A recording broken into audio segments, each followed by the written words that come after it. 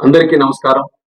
అయ్యప్ప స్వామి భక్తులు ముఖ్యంగా మన దక్షిణాది రాష్ట్రాల నుండి ఈ సమయంలో పెద్ద ఎత్తున మాల ధరించి పవిత్ర దీక్ష చేపట్టి శబరిమల వెళ్లి ఆ స్వామి వారిని దర్శనం చేసుకుంటారు.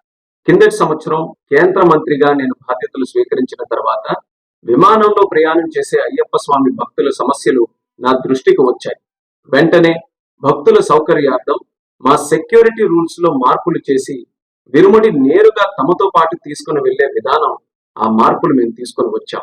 ఈ సంవత్సరం కూడా అదే విధంగా అయ్యప్ప స్వామి భక్తులు ప్రయాణం చేసేటప్పుడు వాళ్ళ తాలూకా విరుముడి నేరుగా వాళ్ళతో పాటే ఫ్లైట్ లో తీసుకొని వెళ్లేటటువంటి సౌకర్యం మేము కల్పిస్తున్నాం.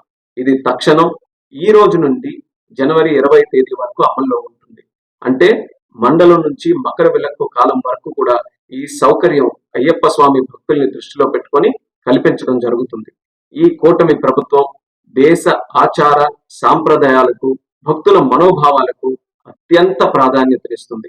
అందుకే ఎవరికి ఇబ్బంది కలగకుండా ఉండాలనే ఆలోచనతో భద్రతా నియమాలు పాటిస్తూ మా మినిస్ట్రీ ఆఫ్ సివిల్ ఏవియేషన్ ద్వారా ఈ నిర్ణయం మేము తీసుకున్నాం. దీన్ని భక్తులందరూ కూడా సద్వినియోగం చేసుకుంటారని, మీ అయ్యప్ప స్వామి దీక్ష విజయవంతంగా జరగాలని, స్వామి తాలూకు ఆశీస్సులు పొంది అందరికీ కూడా మంచి జరగాలని ఈ సందర్భంగా కోరుకుంటున్నాను. నమస్కారం. ఓం స్వామియే శరణమయ్యప్ప.